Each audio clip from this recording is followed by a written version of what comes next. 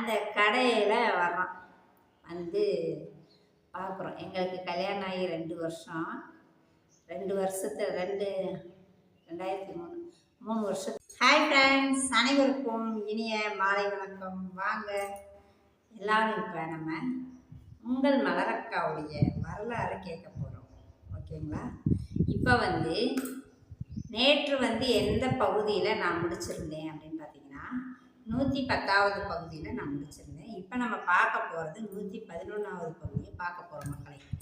இப்போ 111ல் 110ல் எதோட நான் முடிச்சிருந்தேன் அப்படின்றத நம்ம கொஞ்சம் ஓரலாக பார்த்துட்டு வந்துடலாம். என்ன அப்படின்ட்டா, எங்களுடைய குலதெய்வம் என் கனவுல வந்ததுனால எப்படியாவது நம்ம குலசாமியை கண்டுபிடிக்கணும், நம்ம கண்டிப்பாக கோயிலுக்கு போகணும் அப்படின்ற அந்த திங்கிங் எனக்கு ஸ்ட்ராங் ஆகி போச்சு. உடனே என்ன பண்ணேன், எங்கள் வீட்டுக்கார்ட்ட சொல்லிட்டு, சரிங்க நம்ம கண்டிப்பாக போகணும் அப்படின்னு சரிம்மான்னு சொல்லிட்டார்.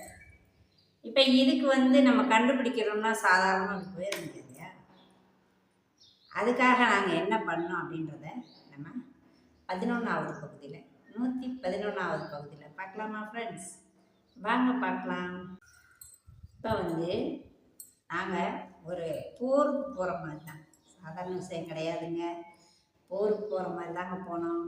ஏன்னு கேட்டிங்கன்னா, எங்களுக்கு எனக்கும் எங்கள் வீட்டுக்காருக்கும் அவங்களுடைய அப்பா வழி சொந்தம். எங்கள் வீட்டுக்காரர் மாமனார் இருக்கார் இல்லையா, அவங்க வழி சொந்தம் எங்கள் வீட்டுக்காருக்கு யாரையுமே தெரியாது. ஏன் அப்படின்னா, எங்கள் மாமியார் இருக்காங்க பார்த்தீங்களா, அவங்களுக்கும் அவங்க மாமியாருக்கும் ஃபைட்டு. இப்போ என்ன பண்ணிட்டாங்க, எங்கள் மாமனாருக்கு ரொம்ப உடம்பு சரியில்லைன்னு உடனே எங்கள் மாமனாரை அவங்க அம்மாட்ட கொண்டு ஆர்னிப்பட்டியில் விட்டுட்டாங்க.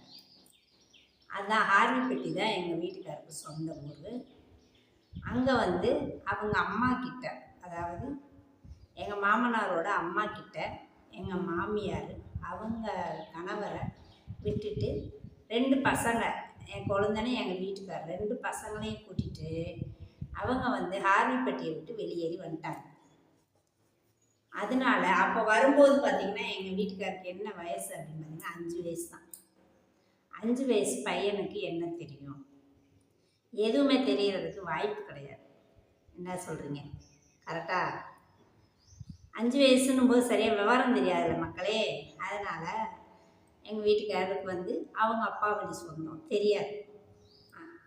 ஆனால் இன்னும் ஊர் அது மட்டும் தெரியுது, அவங்க தாத்தா பேர் தெரியுது.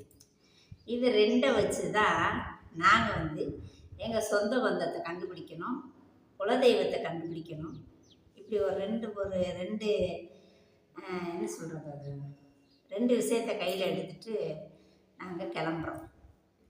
பார்த்திங்கன்னா ஒரு 6 மணி இருக்கும் மக்களே, ஒரு 6 மணி விடிய காலம்.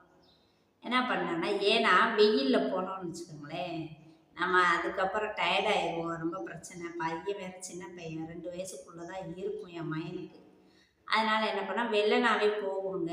ஏன்னா இப்போ நமக்கு அவங்க வீடு இந்த இடம் தான் அப்படின்னா நம்ம டைரெக்டாக போயிடலாம், அதுக்கு டைம் கம்மி தான்.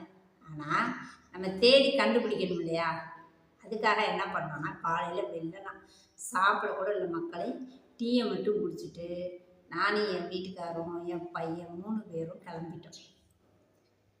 பார்த்திங்கன்னா கிளம்பி எங்கே போகிறோம், சொந்த பந்தங்களை தேடி போகிறோம். இப்போ உள்ள சுச்சுவேஷன்லாம் என்னன்னு சொல்லவா மக்களே, கோச்சிக்காதீங்க. நான் எப்போவுமே ஃப்ராங்காக பேசி தான் பழக்கம், உண்மையை தான் சொல்கிறேன். உண்மையா இல்லையா அப்படின்றத நீங்கள் கமெண்டில் சொல்லலாம். என்ன செய்கிறாங்க அப்படின்னா, ஒரு கூட்டு குடும்பமாக எல்லாரும் சேர்ந்து இருக்கிறாங்க. கல்யாணம் ஆனதுக்கப்புறம் பையன் பிரிஞ்சு போயிடுறாரு. அந்த குடும்பம் என்ன ஆயிடுது, 2 நாள் ஆயிடுது. ஒரு குடும்பம் 4 குடும்பம் ஆகி போகுது.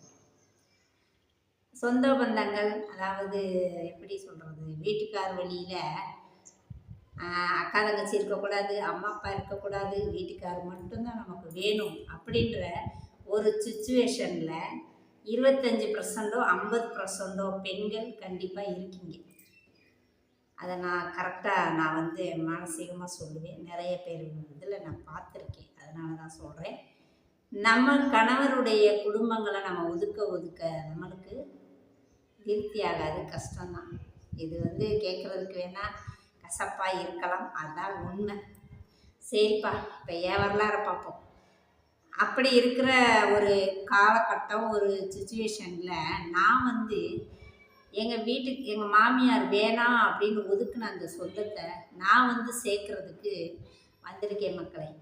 அது எனக்கு ரொம்ப பிடிக்கும். எனக்கு சொந்த பந்தம் சேர்ந்துருந்தால் தான் பிடிக்கும். கச்ச கச்சன்னு இருக்கும். எங்கள் வீட்டுக்கார கூட வைவார், உனக்கு அமைதியாக இருந்தாலே பிடிக்காதா அப்படின்னு கூட சத்தம் போடுவார்.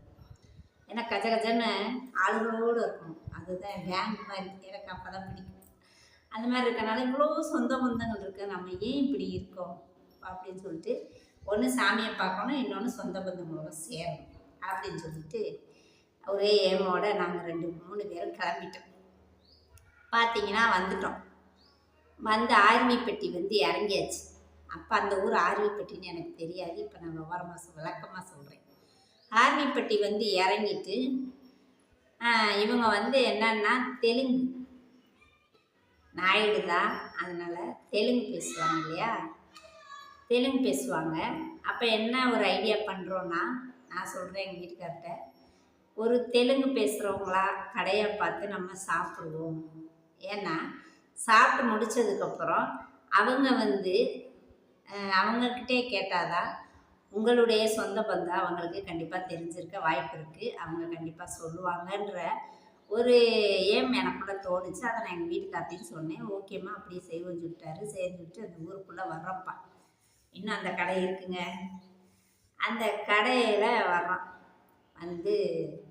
பார்க்குறோம். எங்களுக்கு கல்யாணம் ஆகி 2 வருஷம், 2003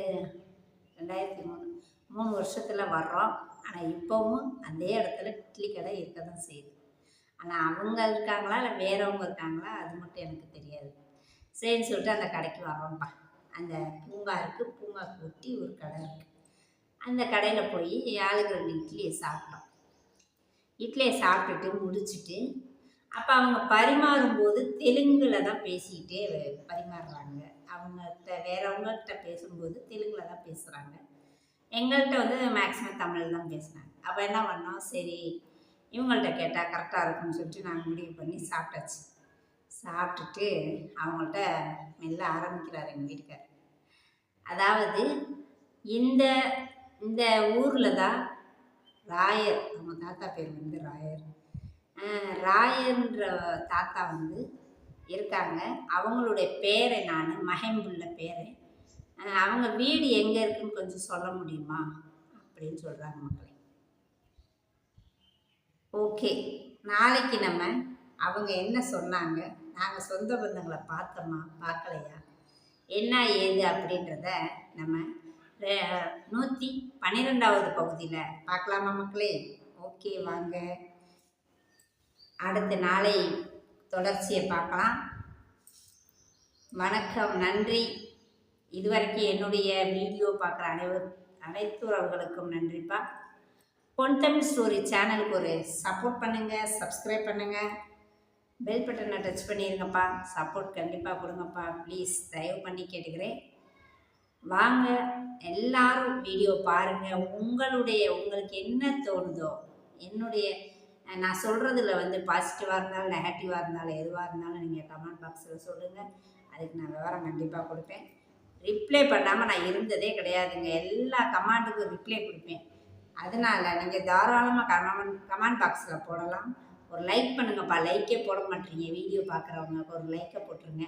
ஓகேவா? நம்ம அடுத்த ஒரு பகுதியில் சந்திப்போமா? பாய்.